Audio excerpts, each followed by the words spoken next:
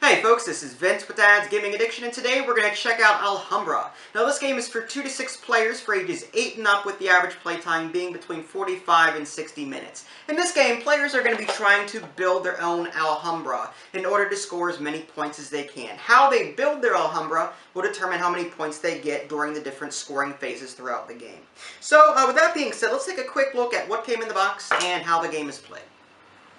Okay, so here's a very brief look at the components. You've got these player markers here. There's 2 of each color. One will go on the center tile of a player starting Alhambra. The other will go on the score track. That way you can easily see who is who and how many points they have. You've got these reserve boards here. Each player will get one of these. There's a quick scoring chart up here and a reserve board down here for any reserve tiles. I'll go over all of that later.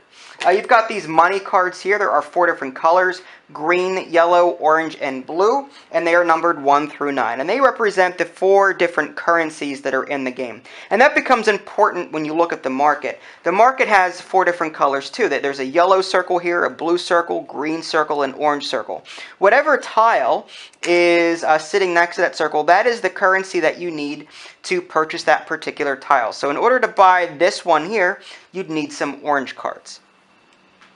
Speaking of tiles, you've got a whole bunch of different combinations going on here. There are 6 different colors, and that factors in during scoring. But again, I'll explain that a little bit later. But there are 6 different colors, and that basically indicates the rarities. Some tile colors are more common than others. Now, each tile will either have a blank side or a black side. Black represents walls, whereas the blank just represents land. That comes into play when you're placing tiles into your Alhambra. Now, while there are a number of different placement rules, one of the most important things to remember is that wall will connect to wall and the blank side will connect to another blank side. Okay, now with regard to game setup, there is an entire page dedicated to setting up the game, so I'm not going to bother doing all of that. I'm just going to give you the Cliff Notes version to save on time. Also, keep in the back of your mind that this setup is a little cramped because of the camera shot, but hopefully it'll serve its purpose and you'll understand what I'm trying to say here. So, as far as setting up the game, each player will choose a color and get 2 markers of that color. One will go on the scoreboard, one will go on their center tile. Speaking of which, each player will get a center tile that looks like a fountain. That is the center of their Alhambra. They'll also get one of these reserve boards. Now, after you do that, you're going to want to shuffle these cards really good, and then you'll go ahead and seed these 2 scoring cards into the deck appropriately. What you're going to want to do is separate this deck out into 5 equal decks. You'll put the A card somewhere in the second deck, and the B card somewhere in the 4th deck, I think it is.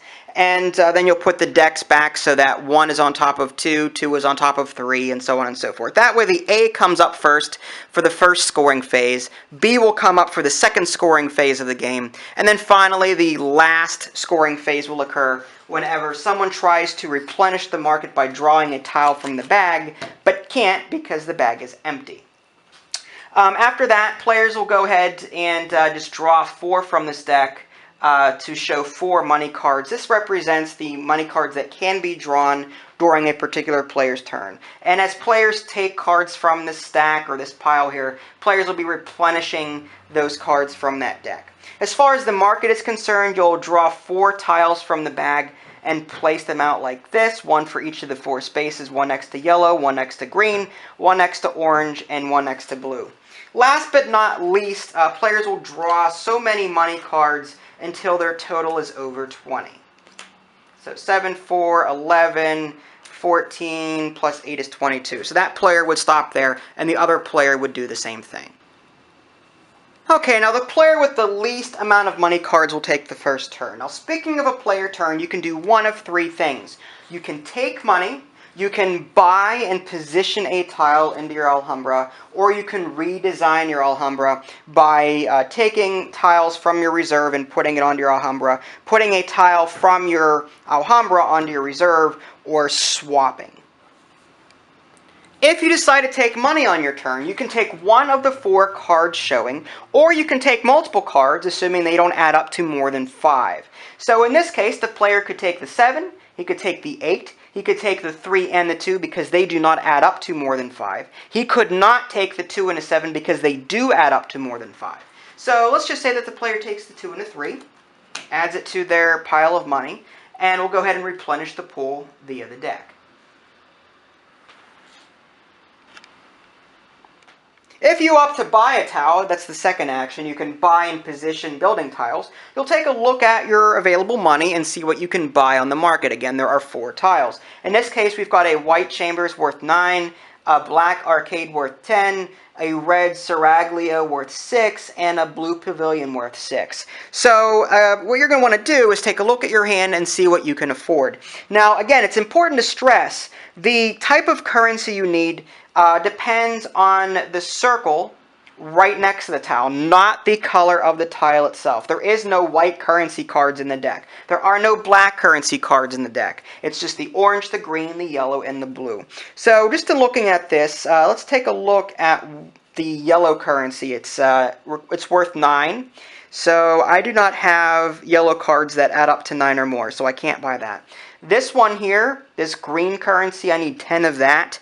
I only have 7 from the looks of it. I got a 4 and a 3. This one here, I need blue currency. I need at least 6. So let's take a look. I've got a 7 and an 8. So I could buy that one if I want to. So I'm going to go ahead and spend the 7. I'm going to discard that. If you happen to spend more than you need, you do not get change in this game. So too bad, so sad. Once you get that, you can go ahead and just put that off to the side for the time being until the end of your turn. You'll get to place your tiles at the very end of your turn. The reason being, if you happen to buy a tile with exact change, let's say that I had a blue 6 in my hand, which is equal to the 6 shown here. If I buy something with exact change, I get to take an additional action on top of the one that I just did. In theory, a player could make a total of 5 actions on their turn. If they have exact change for all 4 of these tiles here, they could do that and then take one more additional action, like take money. Okay, so at the end of the turn, you'll replace any money cards or tiles that you happen to take or buy out on your turn. So we'll just replenish this real quick. And this will continue with players, taking turns, building their Alhambra, building upon it, and eventually the first score card will come up in the deck.